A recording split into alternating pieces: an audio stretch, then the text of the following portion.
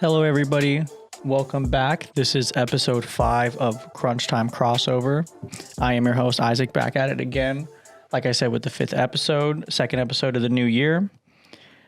Feeling the same way I was feeling last week. Kind of want to get into the basketball just because some of these news that are coming up, I would say, are pretty important for the direction of the league for the most part. The Philadelphia 76ers, Seth Curry tested positive for COVID a couple days back. And that, in my opinion, is definitely going to potentially change the landscape for the remainder of the league. There have already been a couple of games being postponed. For example, the Pelicans and the Mavericks were supposed to play today, and that game did get postponed just due to the fact that they did not have enough players to clear protocol. The Boston Celtics and Chicago Bulls were another postponed game, and I believe 2 days ago was the Sixers playing after that with only a eligible 8 players for a roster, which is pretty unheard of, I would say, in the league. For having scenarios like that is not very common. So I think the league is going to be trying its best to figure out the best way to navigate the remainder of the season. But being honest, if we're looking at the direction of the whole league, they did their best to really limit COVID cases. Obviously, I mean, the bubble was definitely one of the most successful sporting events of 2020 as far as cases and how the games are being played out, and just really minimizing the amount of contact they were having. But with the start of the whole season playing, there's just too many players, in my opinion, to kind of keep track. Not too many to keep track of, but just a lot more to keep in mind with, and especially while teams are traveling still city to city. I know Adam Silver had expressed in the opening week for the NBA, I want to say actually the opening night, that they are not afraid to potentially have to postpone the season. He had already expressed that there was going to be, games already being postponed. So I don't think the NBA is already looking to really suspend the season as of yet. Granted, it was just one case right now, but it's already warranted into a bunch of games getting moved and changed, and players also sitting out for that very reason. So that's definitely going to be something to keep up to date with. This COVID has not gone anywhere for the most part. So thinking that it's going to go away, especially for basketball, is just not realistic. And again, the NBA has done exceptionally well to keep players and people safe from the virus. So that was definitely a really big news break for the league. And again, it's definitely going to continue to change the landscape. I don't really see them being able to use a bubble for the entirety of the league, but I also don't see them cutting the league any shorter than what they've cut it. So it might just be a scenario of last year with just a long season, I would say. But again, regardless of if it's long or not, I know everyone's eager to see everybody play. And again, there's been a lot of really good basketball play as of this year, in my opinion. I just want to continue to praise LaMelo Ball out in Charlotte for the games that he's been playing. I mean, youngest player to put up a triple-double in NBA history at 19, a couple hundred days old, especially against Atlanta too, which is, in my opinion, like I said last podcast, is an actual contender in the East. I don't see Charlotte. I see Charlotte competing for the whole season and, again, potentially making playoffs, but I'm not too sure if they're going to really do too well. But I would love to see LaMelo Ball in his rookie year get some postseason action and get some playing time, just because I think that's the postseason is a separating time of the year for basketball. And I mean, if I'm looking back a couple years ago, Jason Tatum, when Boston was playing in the postseason, was just on a tear his rookie year, just putting up ridiculous numbers, and I think that due to the fact that Jason Tatum is that guy and can play like that and signed a Supermax this year and is worthy of it, it's just that stage that warrants that kind of competitive nature. And watching LaMelo play, he's NBA ready. He was NBA ready when he took his talents overseas realistically, and now we're really getting to see it and him kind of come into his own. And especially on a Charlotte team where In my opinion, he should be in rotation more. I wouldn't be surprised to see him getting more minutes as the years or as this season progresses. And again, I had picked James Wiseman to win that Rookie of the Year, but if LaMelo Ball and the Hornets end up making it to playoffs, he's going to be in that contention for sure. And I mean, I've already heard him in the conversations of Rookie of the Year. So just looking forward to it. You know, he's going to be a problem, like a real problem in this league as his years progress, you know, and it's going to be fun to watch him. You know, I think it's different because comparatively to leagues, or not last year, but the last different settings of leagues, you know, when players were coming out of high school, you got to see young men enter the league and you got to see them grow up before your eyes, you know, and I think that's the case. Just to bring up, you know, the late Kobe Bryant, people watch Kobe Bryant turn into a man on screen, you know, and you really grow connections with people like that, you know, and especially when you are, and I will say this, you know, LaMelo is an icon in his own respects for the way he's portrayed in the media, you know, it's really going to start to develop some sort of like familiarity with him, you know, and like some sort of, you know, like I feel like I know that guy, and it's because you've seen him for so long and you've seen him change and grow. So I'm really excited. Granted, he's obviously not the only young one in the league. I think the average age for NBA teams for their talents is anywhere between 20 to 21. The league's literally never been this young in the history of the sport.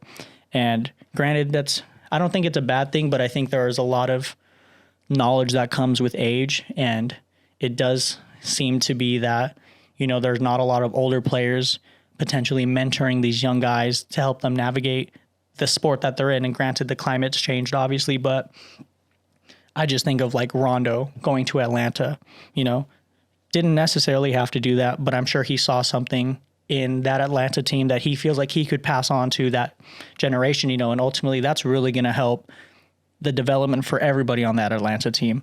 And realistically, you know, maybe every team should have a Rondo type player on their roster, you know, maybe get no minutes. But like, for example, granted LeBron's in his 17th career, you know, but Jared Dudley, a veteran, not needing a lot of playing time, but him being on the court and him being in the locker room really changes the morale and the understanding for, you know, these young guys that are still learning how to be adults and learning how to deal with finances and all this stuff. So I like the direction that it's going. I'm just very curious to see how LaMelo's career plays out, but ultimately I wouldn't be surprised if we see, or at the end of LaMelo's career, we're talking about all time or in his respective position. So definitely looking forward to that. One of the stories too that's just been really, well, to go hand in hand with the COVID protocol, like I had mentioned, the Sixers only having 8 eligible players for that game that they played, as maybe not as good as it is for the league. If you're looking at it from the point of view of a player standpoint, if you're the 12th man on that bench, but players 1 through 6 can't play, you're going to get minutes, you know, and a perfect example of that, Tyrese Maxey playing, he was in the starting lineup. My man didn't even have a jersey on in that starting lineup picture. He was wearing a button-down T-shirt, you know, and he went out there and dropped 39, you know, and that's actually the most points by a rookie since 1970 to play in the league, a starting rookie at that, you know, so I don't think that's going to continue to happen specifically, but I do think that with a lot of players not making protocol or just being in close contact, it is going to open up the avenue for a lot of these players that you wouldn't necessarily see all the time get playing time. And, you know, let's be honest, there's hoopers everywhere. You know, the 15th, the worst player on any NBA team is better than anybody you can think about. You know, any of your friends, anyone that you can swear by. I'm taking the last NBA player on a roster 10 out of 10 times. Like, it's just not close. You know, like, they're professional athletes for a reason, you know, and you don't think about it until you're like, oh man, that man's 6'6", you know, been playing the sport his whole life. Like, of course, you know, and I'm not surprised that, again, I wouldn't be surprised to see more, you know, just not a lot of big name players making names for themselves, you know. And again, I don't think Tyrese Maxey's going to be able to put up 39 again, but if he's got the minutes, you know, he's done it before, you know, so that'll be interesting. And he plays on a Philly team that could potentially be a contender this year. So if he proves that he can play well, he just kind of inserted himself into a potential winning culture, to a winning team, and I think to go for the Lakers, Talon Horn Tucker, same thing. The minute he got spotlight to play, he balled out, and balled out consistently at that. And I think that's the hardest thing to do at the NBA level, is to not only play well, but to consistently play well. And I think that's the separating factor for, all-stars versus the all-time greats. I think it's just the consistency to do it. So again, COVID's going to be continuing to evolve in the league. So it'll be interesting to see the direction of that. The Nets, as I mentioned, who I think was probably going to win the East, don't know where Kyrie Irving is. Where is Kyrie Irving? It's apparent that, people haven't been in contact with him. He's missed the last 4 games due to personal reasons. And he even outwardly said that he just didn't want to play, to Stephen Nash, who's your head coach of that team. And I've seen Kevin Durant defend him and just say, we're rocking with him and we stand behind him. He's who we're going to lean with, but you're supposed to say that. You're supposed to think that way. You're supposed to defend, another all-star on your team. But at some point, there's got to be some level of accountability, and I think going back to Kevin Durant and Russell Westbrook, they had issues on and off the court. You know what I mean? Like, they couldn't win. Granted, I don't know why with that kind of all-star championship kind of caliber, but, I'm just afraid that Kyrie is just going to be a lot of excuses this year. And the question is can they win without Kyrie? I think if they wouldn't have lost Dinwiddie, they would have had an immediate remedy for their point guard position, and that would have helped them out immensely. But with no Dinwiddie, or at least no Dinwiddie for the season, and, Kyrie being who Kyrie is, and just apparently opting out of games at his own choice, that's a problem. You're paying him to play. This is a professional sport. You're a professional athlete. Like, you're on a contract. You know what I mean? And granted, we're all people and you have the right to do these things. There's also a level of transparency that you should at least hold with someone like Kevin Durant or a Hall of Fame coach in Steve Nash.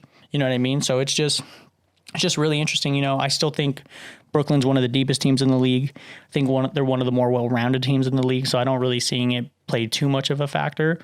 But if this is the narrative that we're talking about closer to the postseason, the Nets are in for some trouble, if Kevin Durant's not on a tear at that point, which I assume he probably will be. But just really interesting at that point. And not really super related, but just another thing that I've been curious about. I did hear that both Lance Stevenson and Michael Beasley declared for the G League draft, and they both were undrafted in the draft. So take that as you will, I think that they are NBA caliber players, and I think they should be on an NBA team, but G League teams aren't drafting them. So I don't know what that means to a career, especially the G League. And just thinking about how the direction of the G League, I think that's just going to be, not that I think college was an immediate gateway to the NBA, but with just the climate of everything is and paying athletes and all that stuff, the G League is going to be the next best thing. We're going to see, I wouldn't be surprised especially, I think this decade is going to be a huge defining factor for young talent taking their talents to a professional sport and getting compensated.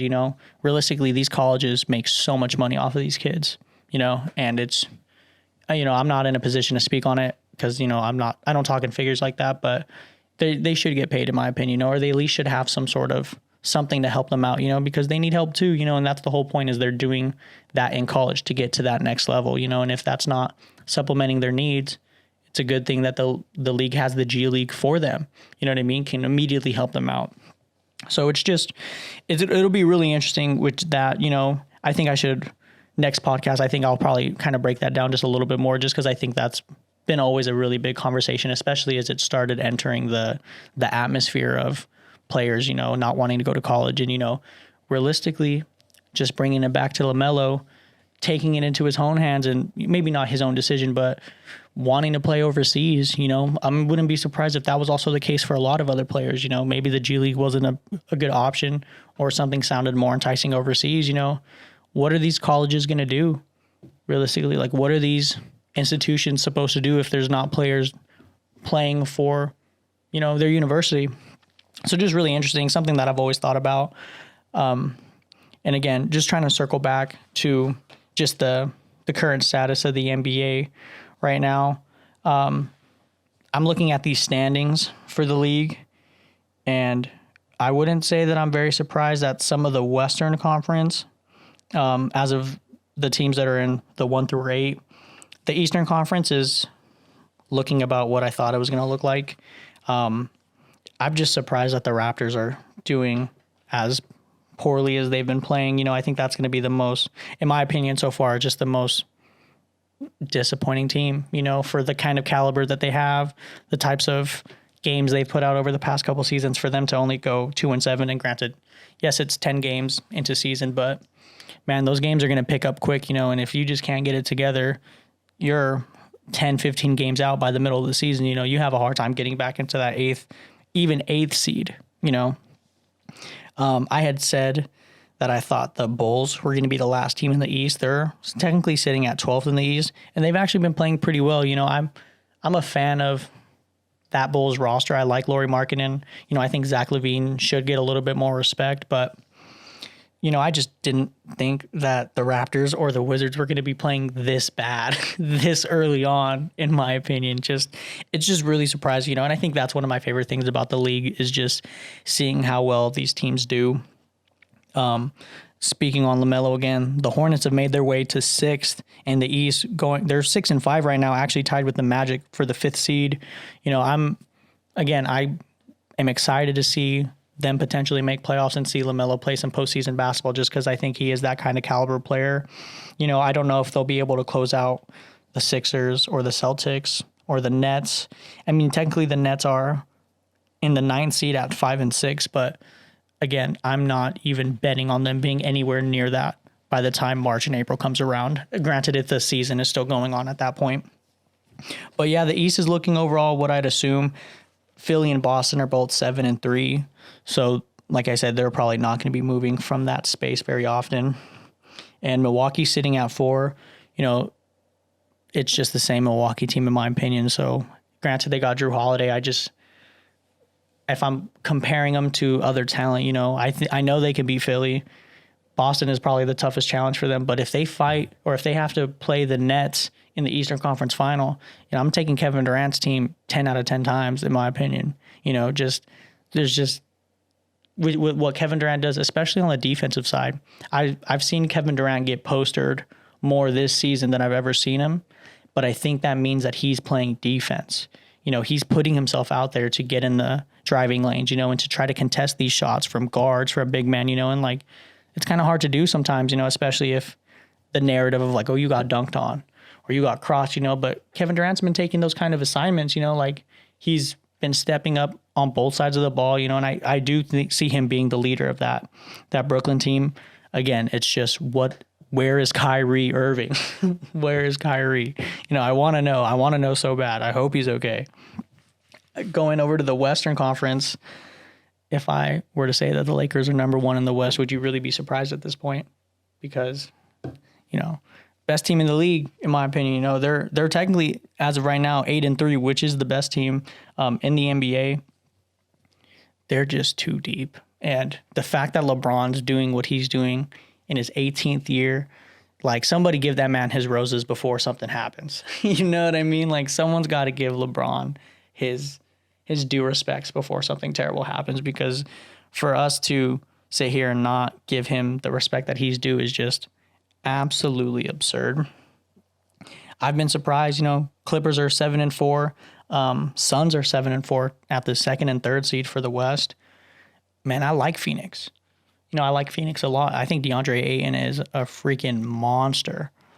And especially if he's healthy, Chris Paul is what Devin Booker needs. So I'm with it. I'm going to be rocking with Phoenix. I would love to see them stay in the playoffs as well, too. I mean, in the bubble, they went, I think, 10 in a row.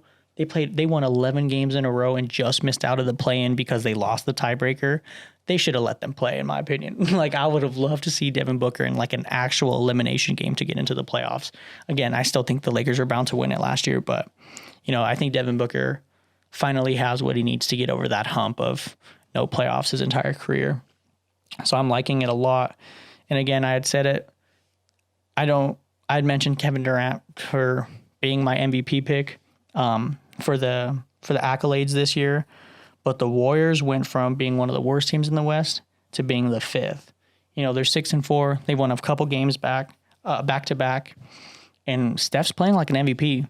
MVP caliber Steph. And with Wiseman being my rookie of the year pick, if those two both get to the league, if Stephen Curry's in the conversation for an MVP year, James Wiseman, without a doubt, has to be in the conversation for the rookie of the year because they're going to be the reason why they do so well.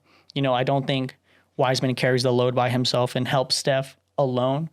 But I think what Wiseman does offensively and defensively is huge for Stephen Curry. Just the way Steph plays, when you're not reliant on the three-pointer, but you have a good big man that really stretches the floor out, it just opens up so many looks. And the worst thing you ever want to do while playing Stephen Curry is give that man a good look because he's making it. If he takes it, he makes it. So I'm excited to see them.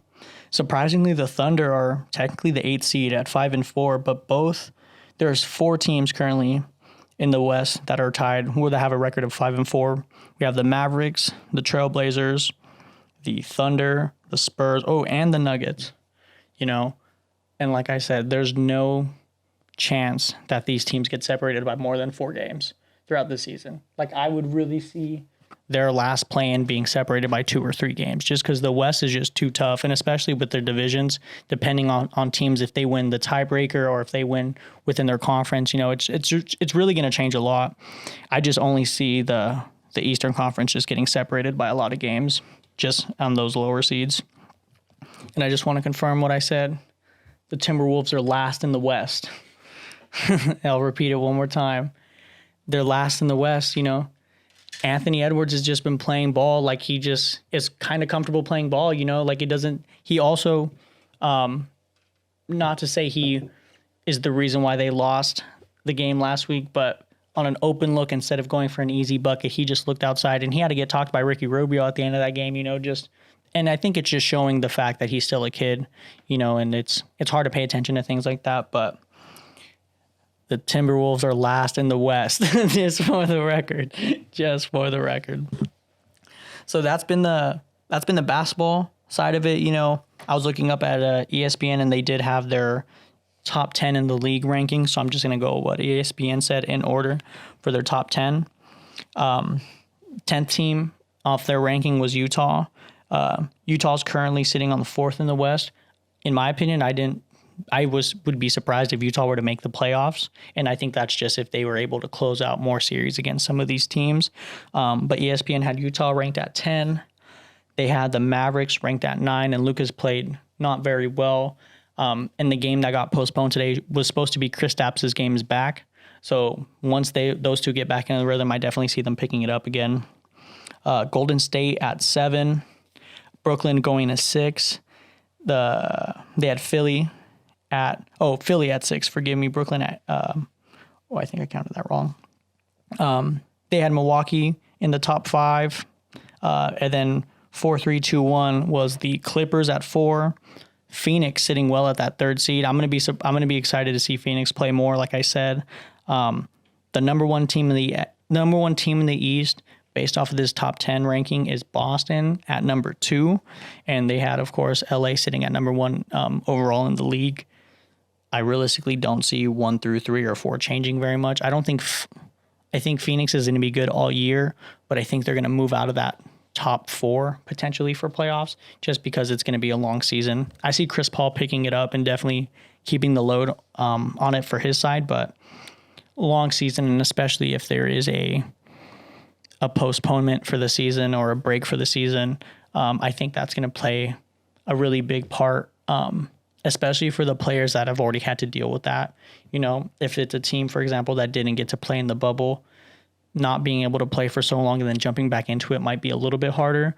But for all the teams that competed in the bubble, I think they're going to be able to bounce back just as well as they did. I think the first portion of the bubble was pretty sloppy for the first maybe 2 or 3 games. But in my opinion, that postseason in the bubble was some of the most fascinating and, surprising basketball that I've seen, in my opinion, just from not even just from a single series perspective, from just the entirety of the postseason. So, it's been a good season. I would be really bummed if they decided to postpone it, but granted, we're still in this COVID. It's not going anywhere for the time being. So the league is going to continue to do its best with what they have. But again, they've done very well. So I see them figuring it out if they really have to. So that was the basketball on my mind. I'm excited for the season. I'm excited for the Kings. Just to throw that out there. Shout out Sacramento, doing all right. Doing all right in the West, doing all right in the gauntlet of the league. And, and just to close the episode out, I just want to hit you guys with some more positivity, some things to just keep you thinking, just some things you should remind yourself today and maybe tell somebody But for my first one today, and I really thought about this one today when I thought about it and I sat with it, but not only do I love myself, but I forgive myself. I recognize that I make mistakes, and I recognize that, sometimes it's easy to do those mistakes, but I think as long as I can learn from them and take something away from them, I can forgive myself, and I can really respect myself for taking the time to go through something that made me make a mistake, because that's the way you learn. You can never learn if you do everything right. So I'm going to continue to make mistakes, but I know as long as I do, I can continue to forgive myself. So just to say it again, not only do I love myself, but I forgive myself. Another one that I've been mentally sparring with in my head is, if I can change my thoughts, I can change anything. If I can change my point of view, if I can change my perspective, if I can change my routine, I can change anything. That's all it takes is a thought to do something, and as easy it is to do something without thinking about it, those are all, willful. You're willingly thinking and doing these things, so really recognize, if you can change your mind on something, then you really have the power to change anything in you. And that's the best tool that I could give for myself. You know what I mean? That's the best tool that I could have. Another one, and I think this for this year is what I'm going to really ride by. But the person I'm trying to be is just a better version of myself. I'm not chasing anybody. I don't need to fit into the ideas of a certain person or a group of people or a certain individual.